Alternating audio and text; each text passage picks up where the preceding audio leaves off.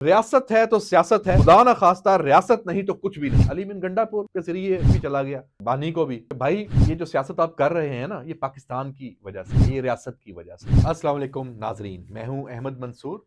14 जनवरी और कुछ अहम खबरें हैं, पहले वो डिस्कस कर लें। और ज़ाहिर सी बात है, जो खबरें हैं उन्हीं पे ही फिर तज्जिया है और उसी से ही ये मंजरनामा बनता है कि हो क्या रहा है और आगे क्या होगा।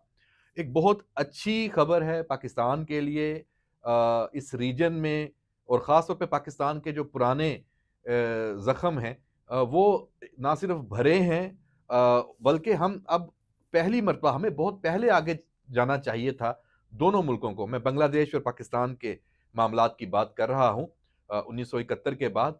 और जो अभी बांग्लादेश में रिसेंट डेवलपमेंट आई है, उसके बाद इतनी तेजी से पाकिस्तान और बांग्लादेश के दरमियान जो दूरियां थी, तलखियां थी, वो कम हो रही हैं कि उससे अब ये अंदाजा होता है कि ये जो लीडरशिप होती है, ये असल वजह बनती है फासले पैदा करने में। अवाम या जो मुल्क ममालिक होते हैं, उनमें कोई ऐसी कोई वजह नहीं है कि कोई कि एक अगर आपस में अलग भी हुए हैं, जैसे पाकिस्तान और बांग्लादेश, तो हम दोबारा आगे इकट्ठे चल ना सकें। और तारीखी तौर पे जो इसके बेनिफिशियरी हमेशा से रहा इंडिया, उसके लिए तो ये बहुत मुश्किल सूरत हाल है। उसको समझ लें कि एक तरह से वो शिकस्त हुई है कि उसकी अपनी साजिशें, उसका उसको अंजाम का सामना करना पड़ रहा है। हम उस तरफ नहीं जाते। डेवलपमेंट क्या है? डेवलपमेंट ये है कि जो बांग्लादेश की मुसल्लह अफवाज हैं, उनकी आर्म फोर्सेस डिवीजन है, उसके प्रिंसिपल स्टाफ अफसर lieutenant general S M Kamrul Hasan एक फौजी वफद के साथ वो पाकिस्तान के दौरे पर आए हैं और ज्वाइंट स्टाफ हेडक्वार्टर में बहुत तफसीली मुलाकात की है chairman joint chiefs of staff committee general Sahir Shamshad Mirza से। बहुत बातें हुई हैं, बहुत इसमें पेशरफ्त है। लेकिन जो एक खास दोनों जो जानिब से जो अस्करी क़यादत का एक अज़म सामने आया है, वो बड़ा अहम है। मैं सिर्फ आज इस व्लॉग के आगाज़ में वो जुमला आपको पढ़ के सुनाता हूँ कि पाक बांग्लादेशी जो अस्करी क़यादत है, उसने दो तरफ़ा शराकत दारी को बैरूनी मुदाखलत से पाक रखने के अज़म का इयादा किया है। बाकी तो इंशाल्लाह फिर इससे नई जो चीज़ें आएंगी, अब ताउन बढ़ेगा तो खबरें आती रहेंगी। बहरहाल ये एक अच्छा ये एक शगुन है पाकिस्तान और बांग्लादेश के ताल्लुकात के हवाले से, और ये ताउन अब और आगे बढ़ेगा, बल्कि अब तो समझे शुरुआत हुई है। तो जनाब, एक अच्छी खबर के साथ अब जो सियासी महाज पे बात हम कर लें, तो सियासी महाज पे मुज़ाकरात इस वक़्त सबसे उनको वो सर-ए-फ़हरिस्त है ये मामला, जो तहरीक-ए-इंसाफ और हुकूमत के दरमियान चल रहे हैं, बल्कि चलते-चलते रुक गए थे, अब दोबारा चलना शुरू होने लगे हैं। आप अगर मेरे पुराने व्लॉग्स देख लें, जब ये अनाउंसमेंट हुई थी, मैंने उस वक़्त ही ये खदशा ज़ाहिर किया था, और ये खदशा दोनों जानिब से जो मुतालबात हैं, जो डिमांड्स हैं, जो दोनों जानिब से ख़ास तौर पे जो तहरीक-ए-इंसाफ और बानी पीटीआई की सियासत है, उसका तज्ज़िया करते हुए मुझे नहीं लग रहा था कि ये बात आगे चलेगी, लेकिन बहरहाल अभी तक चल रही है। अच्छा, उस वक़्त इन्होंने 31 जनवरी की डेडलाइन दी थी।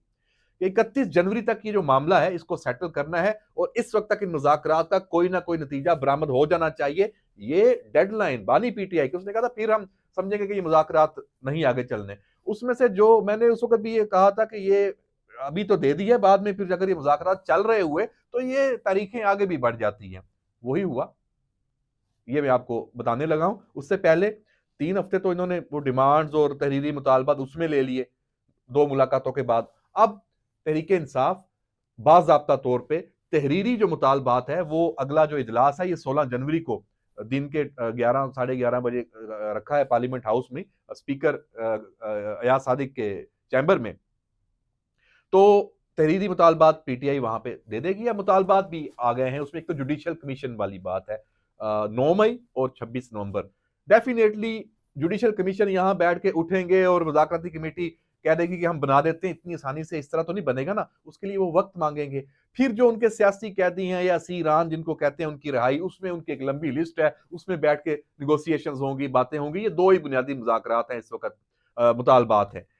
तो आज इस पे हुकूमत की तरफ से जो हुकूमती कमेटी है, इरफान सदीकी, अच्छा ये मुश्तरका तौर पे दोनों जानब से तर्जुमान भी हैं, ये जो मुज़ाकराती कमेटियों का इजलास होता है, उनका अहम बयान सामने आया है, चैनल्स पे उन्होंने मुख्तलिफ बात की है। उसमें जो काम की बात है, जिसमें खबर है, वो ये है कि इरफान सदीकी साहब कहते हैं कि ये जो मामला है मुज़ाकरात का, ये 31 जनवरी से आगे बढ़ेगा, आगे जाएगा, 31 जनवरी तक ये कंक्लूड नहीं होने लगे, ये उन्होंने वाजे कर दिया है। उन्होंने क्या कहा है कि ये जो कमेटियां हैं ये तहलील नहीं होंगी 31, जो हुकूमती कमेटी की खास तौर पे बात की है 31 जनवरी को। क्यों? क्योंकि पीटीआई के जो मुतालबात हैं उनका रद्द-ए-अमल देने में कुछ वक्त लगेगा। ये कोई खत नहीं जिसका जवाब हम फौरी तौर पर दे दें। हमारी जो तमाम जमातें हैं, हमें उनकी क़यादत से भी मुशावरत करना होगी। देखा ना, सियासी मामला है, सियासी तरीके से ही आगे बढ़ेगा। तो जनाब, इससे एक और खबर क्या निकलती है कि जो इब्तदाई डील हुई है, जो चीजें इब्तदाई तौर पर तय हुई हैं बानी पीटीआई यानी इमरान खान के साथ, वो ये है कि जनाब आप अभी अडयाला में ही इंतजार फरमाएंगे, ठीक हो गया, तो ये मामला आगे चलेगा। हुकूमत अपने जो हुकूमत के मामलात हैं, गुड गवर्नेंस है, उसमें तवज्जो देगी, पाकिस्तान के जो असल चैलेंजेस हैं उसमें अपना यकसुई के साथ काम करेगी। तो आपकी तरफ से अब ना दोबारा 9 मई होगा, ना 26 नवंबर होगा, ये सारी चीजें भी नहीं होंगी। ये तो डेफिनेटली तय हो गया ना। तो ये समझे कि इब्तदाई डील तो ये है कि इब्तदाई डील में खान साहब का स्टेटस को है। तो खबर है ना ये। अच्छा, इसमें उन्होंने ये भी साथ कह दिया कि एक तो तहरीरी शक्ल में मुतालबात लाने में उन्होंने 3 हफ्ते लगा दिए हैं, तो अभी बैठेंगे, बात होगी, पता नहीं आगे क्या चलता है। तो समझ लें कि ये मामला आगे चलना है। मेरा अपना जाती अंदाजा है फरवरी भी इसमें गुजर जाएगा, इन मुज़ाकरात में। और मैं आपको ये भी बता दूं कि इन मुज़ाकरात में बदशगुनी नहीं करनी चाहिए। ये सियासी मुज़ाकरात होते ही ऐसे हैं, इसमें दोनों जानिब से अपने अपने जो ऑडियंस है उनके साथ खेला जाता है। तो यहां पे फिर डेडलॉक आएगा, आप देख लीजिएगा। फिर उसको डेडलॉक को खत्म करने के लिए फिर कोशिशें होंगी। तो ये काम चलता रहेगा। तो क्यों? क्योंकि जहां पे ये काम रुका और नतीजा ना निकला, तो उसका अंजाम अच्छा नहीं होगा। ये मैं आपको बता दूं, ये सियासी क़यादत है, बैठी है, तो अब इतने सारे अपने ऑप्शन आजमा के, अपने कहते हैं ना, अपने बाजू आजमा के अब बैठे हैं थक हार कर। तो अगर यहां से भी नाकाम होके उठे, तो फिर क्या ऑप्शन रह जाएगा इस मुल्क को सियासी अदम इस्तेहकाम से निकालने का? ये बड़ा मुश्किल सवाल है।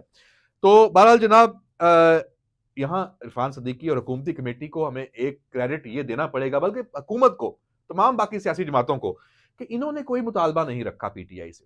और इन्होंने ये कहा कि हमने अब तक पीटीआई से कोई मुतालबा नहीं किया, सिविल नाफरमानी की कॉल को भी मसला नहीं बनाया। बना सकते थे ना। कितनी देखें कि आप सिविल नाफरमानी की कॉल दे रहे हैं, एक तरफ मुज़ाकरात कर रहे हैं, तो आप ये प्रेशर बना रहे हैं ना ब्लैकमेलिंग के लिए। इसको भी उन्होंने इशू नहीं बनाया, मुज़ाकरात के लिए कोई तातुल हुकूमत की तरफ से नहीं आया। और जो किसी ट्वीट की बात की, अब ट्वीट जाहिर बात है जिस तरह के मामलात हैं, ट्वीट्स, उनकी बात भी नहीं की, ना सोशल मीडिया प्रोपेगेंडे का शिकवा किया और ना बयानात का नोटिस लिया।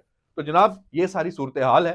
अभी 16 को हम जाएंगे, जाके देखेंगे पार्लियामेंट में। अच्छा, उससे पहले अभी जो कौमी असम्बली का इजलास चल रहा है, सेनेट का भी चल रहा है, मैं आज पार्लियामेंट में था, मौजूद था।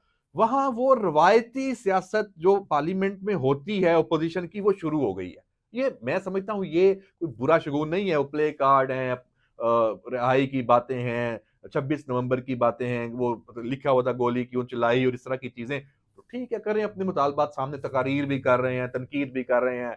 हुकूमत कार्रवाई को नहीं चलने देना, वो लोग पूरे नहीं हैं, तो आप वो उसकी निशानदेही कर दें कोरम की। तो ये सब वो टैक्टिक्स जो पार्लियामान के अंदर होते हैं शुरू हैं, ये अच्छा शगुन है, ये होना चाहिए। पीटीआई को यही करना चाहिए। ओपोजिशन जो जिस तरह हुकूमत पे दबाव डालती है अपने तकारीर के जरिए, पूरी वेल अपनी प्रीपेड होके आए ना, हुकूमत के जो इकदामात हैं उनमें से नुक्स निकालें, उनको हाईलाइट करें। बहुत सारे मामलात होते हैं।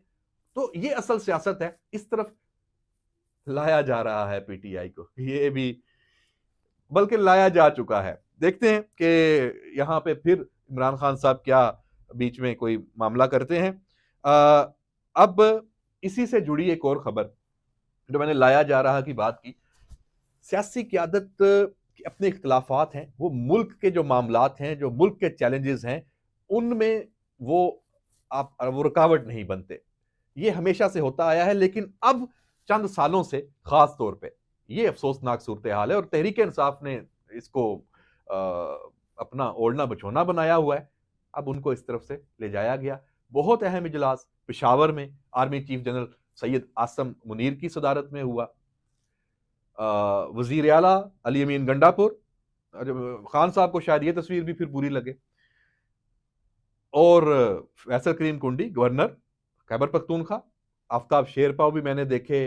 उसमें एएनपी के जो रहनुमा हैं, जो साबिक वजीर आला हैं एएनपी के, वो भी वहां मौजूद थे, अमीर हैदर होती, और बाकी जो नून लीग के रहनुमा भी थे। जबरदस्त बेहतरीन मैसेज कि सूबे के जो असल इश्यूज हैं, मसाइल हैं, उस पर बात हुई है।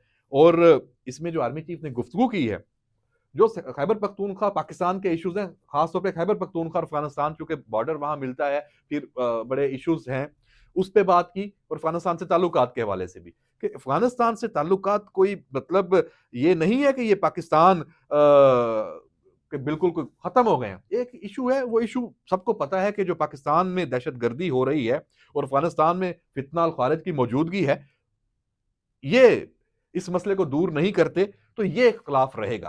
पाकिस्तान का हक है, हमारे यहाँ पे शहादतें हो रही हैं, हमारे अमन ओमान का मसला बना हुआ है, पाकिस्तान की जो रिट है कानून की, उसको चैलेंज किया हुआ है। तो इसको तो बिल्कुल, इसमें तो कोई बात ही नहीं है, और ये वाजे किया है आर्मी चीफ ने। खैबर पख्तूनख्वा में कोई बड़ा ऑपरेशन नहीं होने जा रहा, ये भी बताया। क्या हो रहा है उसकी पूरी तफसील बताई।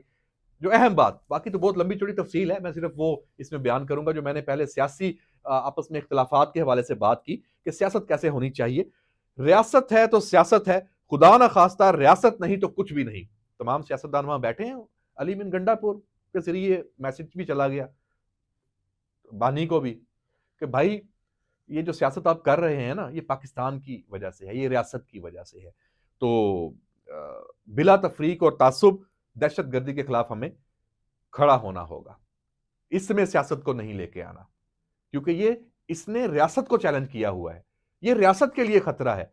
तो इसमें तो सब अपने इख्तिलाफात रखें, आपस में लड़ते रहें, जो मर्जी करना है, तकरीरें करें, एक दूसरे पे तनकीद करें, जो आइन और कानून के तहत है, जो सियासी असूल और ज़ाब्ते हैं, उसके मुताबिक करें ना, इंतशार और फसाद नहीं। आर्मी चीफ ने यह भी कहा, इंसान खता का पुतला है, हम सब गलतियां करते हैं, लेकिन इन गलतियों को ना मानना और उनसे सबक ना सीखना उससे भी बड़ी गलती है। अब इसमें बहुत सारी बातें आ जाती हैं, ये कोई सिर्फ एक बात पे उन्होंने नहीं ये बात की होगी। इसमें जब वहां बैठ के कर रहे हैं तो पुरानी गलतियों की बात कर रहे होंगे, जो तालिबान टीटीपी को पाकिस्तान में उनको जगह देना, वापस लाने की बात हुई थी, जो इमरान खान के दौर में, जनरल बाजवा के दौर में। एक तो कि गलती हुई है, दोबारा नहीं होनी चाहिए। और भी बहुत सारी गलतियां हो सकती हैं, सियासी तौर पे भी इशारे बनते हैं कि एक जमात को जिस तरह बनाया गया, खड़ा किया गया, एक बुत खड़ा किया गया एस्टैब्लिशमेंट ने, वो भी गलती थी ना, तो वो भी, उससे भी सीखना चाहिए। तो अली अमीन गंडापुर की समझ में काफ़ी चीज़ें आ गई हैं जो वाकफा ने हाल बताते हैं वहाँ।